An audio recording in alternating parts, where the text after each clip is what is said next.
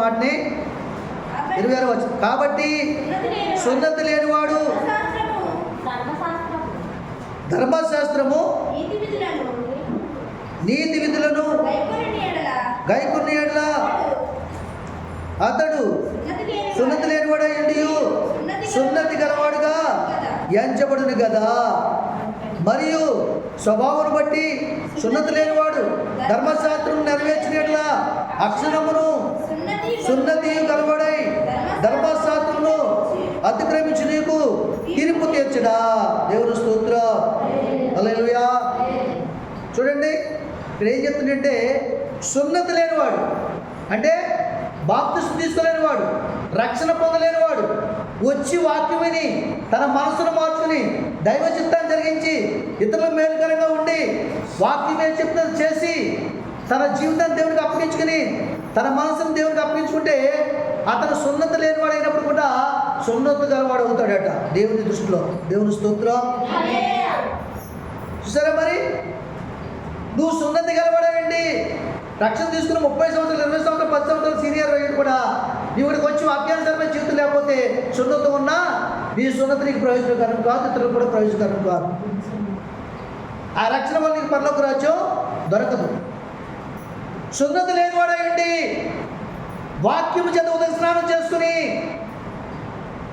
ఆత్మ బాప్తిసం పొంది వారు మనసు పొంది దైవ చిత్తాన్ని జరిగించి వ్యసనములు విడిచిపెట్టి అప్పుడు దేవుడి చిత్తాన్ని జరిగిస్తే ఆ సమయంలో దేవుడు రాకడ వచ్చి దేవుడు వస్తే సున్నతి కలిగి నువ్వు ఆ చిత్తం జరిగి నిన్ను విడిచిపెట్టి మిమ్మల్ని అందరినీ విడిచిపెట్టి సున్నతి కలిగి మారు మనసు కలిగి సున్నతి లేకుండా మారు మనసు కలిగి దైవ చిత్తాన్ని జరిగించిన ఆ వ్యక్తిని చేతితో పట్టుకుని తీసుకెళ్తాడు.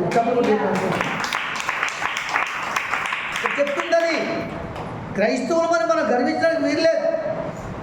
నేను దైవజనులు చెప్పాను కదా, మనల్ని ఎప్పుడైతే పిలిచాడో రక్షణ పొందుకున్నామో మన పాపములన్నీ క్షమించేశాడు. తూర్పు నుండి పరమరికి ఎంత దూరం అంత దూరం కూడా పాపములు విశ్లేషణ చెప్పాడు. నిజంగా విశ్లేషణ ఆయన చెప్పింది సత్యమే. అయితే మరలా మనం అందులో జీవించుకుండగా మరలా పాపం వైపు తిరుగుతున్నాం కనుక, మరలా మనం చెడిపోయిన ఆలోచన కలుగున్నాం కనుక, మరలా మన ప్రవర్తన మార్చడం కనుక, మరలా కక్కిన జీవితానికి వెళ్తున్నాం కనుక మనకి రక్షణ లేనట్లే. చెప్పలు కొట్టండి. రక్షణ లేకపోయినా పర్లేదు మీకు. దేవుని స్తోత్రం. హల్లెలూయా. కనుక దేవుని యొక్క సన్నిధానంలో ఏమంటే చౌకి పెళ్ళి కొట్టే భాష కొడితే దేవుని స్తోత్రం. మిమ్మల్ని ప్రేరేపించింది నేనే. కాసేపు నవ్వుకుంటాను, సీరియస్గా చూస్తున్నాను నాకు. దేవుని స్తోత్రం. హల్లెలూయా. వదిలిపెట్టేస్తాం. మంచిదండి. దేవుని సంధిలో చూడండి ఇక్కడ ఈ 26వ వచనంలో ఏం చెప్తుంది? చాటుగా చెప్తున్నాడు. కాబట్టి సున్నతి లేనివాడు ధర్మశాస్త్రం నీతి విధులను గైకొన్న యెడల అతను సున్నతి లేనివాడు ఉండి సున్నతి గలవాడుగా ఎంచబడిన దేవుని దృష్టిలో కదా. మరియు స్వభావం బట్టి సున్నతి లేనివాడు ధర్మశాస్త్రం నెరవేర్చిన యెడల అక్షరమును సున్నతి గలవాడై ధర్మశాస్త్రం అతిక్రమించి నీకు తీర్పు తీరుస్తాడు కదా. అంతే కదా. వినండి, మీరు రక్షణ పొందుకుని మీలో మార్పు లేకుండా మీరు తాగుడు మానకుండా ఇంకొక తాగుడు మానేరా? యేసుప్రభుతో రారా, నీ అప్పులు తీరిపోతాయి, నువ్వు బూతులు మానేయమ్మా, నీకు బిడ్డలు కలుగుతారు దేవుని సందులో అని చెప్తే వింటారా? నువ్వు బిడ్డలు దేవుని సందులో పొందుకుని నువ్వు బూతులు మానేసావు. బూతులు మానమంటే ఒక అర్థం ఉంటుంది. అవును కదండి, అవును కదా. మీరు తాగుడు మానేసి ఇతరులు తాగుడు మానేయమని అబద్ధాలు మానేమని చెప్తే ఒక అర్థం ఉంటుంది. నిజమే కదా చెప్తున్నారు, వీళ్ళు మారారు కదా, వీళ్ళు మార్పుని బట్టి మనకు చెప్తున్నారు, మనం కూడా మారితే మనం కూడా ఇలాగ బాగుపడతామని ఒక ఆలోచన కలిగించిన వారు అవుతారు. అవునా కదండి.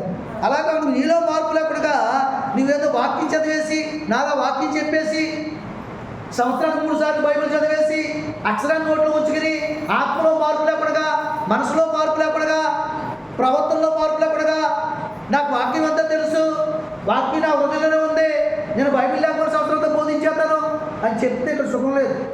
అది ఇక్కడే ఉపయోగపడుతుంది. అవునే కదండి. మనుషుల మధ్య, శరీరుల మధ్య, తెలుగు తక్కువ వారి మధ్య, వాక్యం లేని వారి మధ్య మాటలు చెల్లితే తప్ప వాక్యం దగ్గర చెల్లవు, దేవుని దగ్గర చెల్లవు. దేవుని స్తోత్రం. హల్లెలూయా.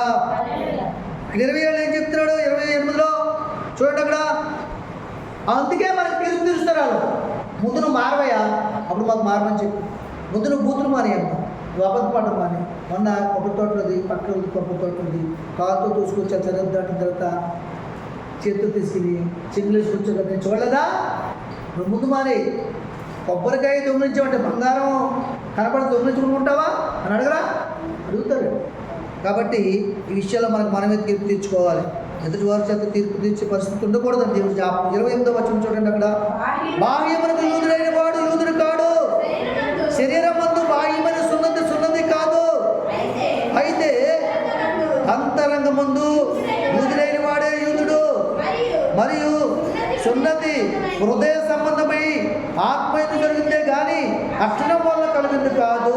అట్టి వారికి మెప్పు మనుషుల వల్ల కలుగుదు, దేవుని వల్లే కలుగుదు. దేవునికి మహిమ కలుగుతుంది. ఎంత గొప్ప దేవుడు, ఎంత బాగా మాట్లాడాడు మనతోటి, మీతో మాతో కూడానే. కాబట్టి ఎంత చక్కగా మాట్లాడుతున్నాడు దేవుడు. ఈ దినముతో మీరు మారిపోవాలి. నేను కూడా పరిపూర్ణమైన మారు మనసు కలిగి జీవిస్తేనే ఆయన రాజ్యానికి పాత్రలు. చెప్తుడు కదా, ఆయన ఏం చెప్తాడు? భాగ్యమునకు యూదులైన వాడు యూదుడు కాదు, అయితే బయటికి వస్తువులు తీసేసి ఏమంటే సమర్పణ చేసేసి ముక్కులో చెవుల్లో అన్నీ తీసేసి నీ హృదయంలో బూతులు కేకలు పెట్టుకుని ఇతరులు బాధించే మనసు కలుగుంటే సేవకురాలు కాదు, సేవకుడు కాదు, విశ్వాస కాదు. వాళ్ళు ఏమంటారు? నీ తీసేసిందమ్మా, ఆమెలో కోపం పోలేదు, అవునా? ద్వేషం పోలేదు, రవిడితనం పోలేదు. ఆవిడ మాటలు చూడండి, ఎంత కోపం, ఎంత రౌద్రమో.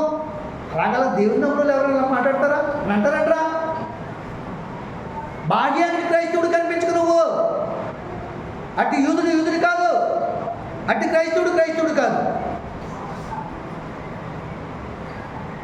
ఆయన ఏం చెప్తాడు? శరీరం మందు బాహ్యమైన సున్నతి కాదు. అంటే శరీరంతో వెళ్ళిపోయి బాప్తిస్మ నీళ్ళలో తీసుకుని శరీరాన్ని కడుక్కుంటే తర్వాత ఏం చేయాలి? ఆత్మను కూడా వాక్యంతో కడుక్కోవాలి. ప్రధాన ఆరాధనకి వెళ్ళి ఆత్మ బాప్తిస్మను పొందుకోవాలి. అప్పుడు అగ్ని బాప్తిస్మం సిద్ధపడతాం. బాప్తిస్మలన్నీ శరీర సంబంధమైన బాప్తిస్మం ఒకటి, ఆత్మ బాప్తిస్మం వాక్యం మారు మనుషులు ఉంటారు. అగ్ని బాప్తిస్మం ఈ మారు మనుషులు పొంది వాక్యానుసారం జీవితం నీ శ్రమలు వస్తాయి. ఆ శ్రమల వల్ల కూడా నువ్వు తట్టుకుని తోలుతూ దేవుని నామాన్ని మహిమపరచాలి. అప్పుడు అగ్ని బాప్తిస్మం. ఇది అయిన తర్వాత పరిపూర్ణమైన పరిశుద్ధాత్మ బాప్తిస్మం. అప్పుడు దేవుని ఆత్మ నీలో పడతాడు. నువ్వు బోధిస్తేనే కొంత మారుతావు, నువ్వు ప్రార్థన చేస్తే కార్యం జరుగుతాయి.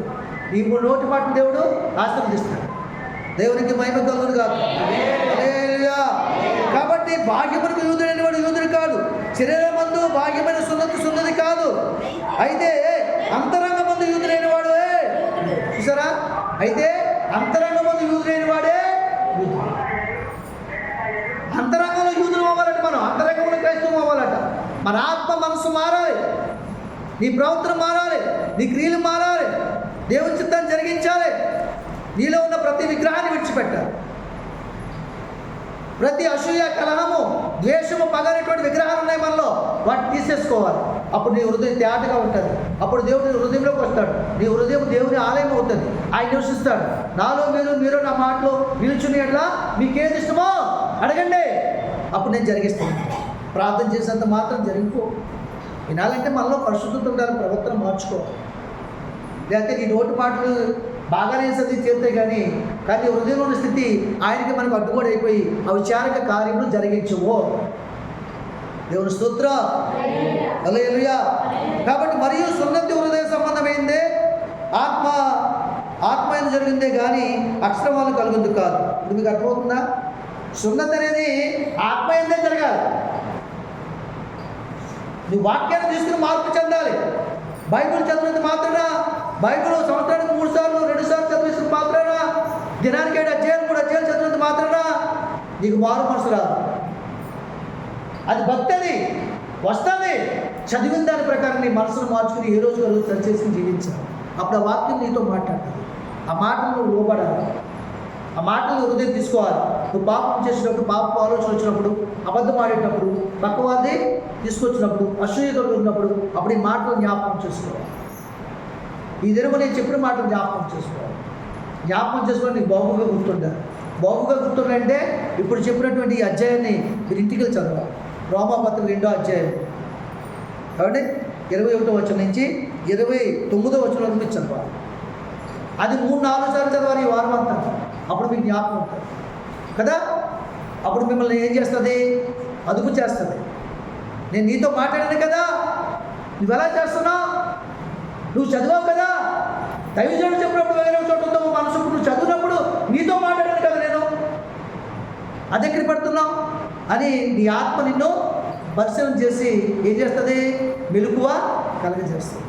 ఆఖరిగా ఏం చెప్తుందంటే, ఇక్కడ చెప్తుంది కదా, మరియు సున్నతి హృదయ సంబంధమైంది, ఆత్మీయందు జరిగిందే కానీ అక్షరం వలన కలిగింది కాదు. అట్టి వారికి మెప్పు మనుషుల వల్ల కలగదు, దేవుని వల్లనే. చెప్పకుండా దేవుని అయిపోతాం. నిజంగా ఆత్మానుసారంగా జీవిస్తే, వాక్యానుసారంగా జీవిస్తే నీ పిల్లలు మిమ్మల్ని మెచ్చుకోరు, నీ భర్తని మెచ్చుకోరు, నీ భార్యని మెచ్చుకోరు, నీ పొరుగువారు ఎవరిని మెచ్చుకోరు. ఎందుకంటే వాళ్ళ బాట వేరు, నీ బాట వేరు. నీ దేవుని బాట, అది లోక బాట. అవునగా చెప్పండి. నీకు మెప్పు మనుషుల వల్ల రాదు, ఎవరి వల్ల వస్తుంది? దేవుని వల్ల వస్తుంది. మనుషులు వాళ్ళ సొమ్ముతో నిన్ను ఏమైనా బాగు చేస్తారా?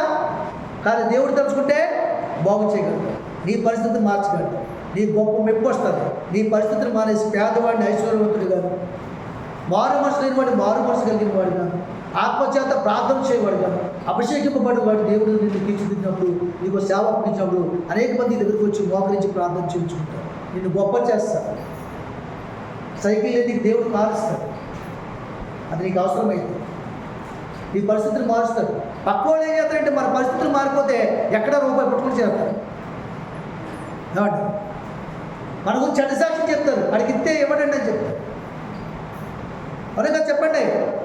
మనుషుల వల్ల వచ్చే మెప్పు కోరుకోవద్దు. నువ్వు నిజ పరిస్థితులు, నిజ క్రైస్తవుడు అయితే, నిజంగా దేవుని కుమారుడు అయితే, దేవుని వాక్యాన్ని లోబడిన వాడు అయితే నువ్వు దేవుని వల్ల వచ్చే మెప్పే కోరుకోవాలి. ఎప్పుడు వస్తుంది అంటే వాక్యానుసారమైన జీవితం కలిగి నువ్వు క్రైస్తవుడిగా జీవించినప్పుడు, నీ ప్రవర్తన మార్చుకున్నప్పుడు, నీలో ఉన్న విగ్రహాలు తీసేసుకున్నప్పుడు సంపూర్ణ ఆరోగ్యం, స్వస్థత, ఆశీర్వాదం. ఆ చేతులు ఏమని అంటే అయినా మా చేతిలో ఏమీ లేదని చెప్తాము ఏదైతే దేవుడు అడిగితే. అవునా? మరి ఆయన ఏమన్నాడు? సకల ఆశీర్వాదంలో, సకల ఘనతలో, సకల పదవులు, ఆయా పదవుల కాలాలు, వాటి వశమంతా నాలోనే ఉంది, అవి నీకు సమృద్ధి ఇస్తానని చెప్పి. ఈ మాట నమ్మని వారు చప్పలు పట్టండి, దేవుని స్తోత్రం చెప్పండి, బిగ్గరగా చెప్పండి, ఇష్టపూర్వకంగా చెప్పండి. ఈ మాటలు మేము విని చేస్తామన్న వాళ్ళు చెప్పండి. అయిపోయింది. దేవుని స్తోత్రం. హల్లెలూయా. మంచిది. దేవుని ప్రియమైన సంగమా, ఈ పరిశుద్ధ శుక్రవారం 4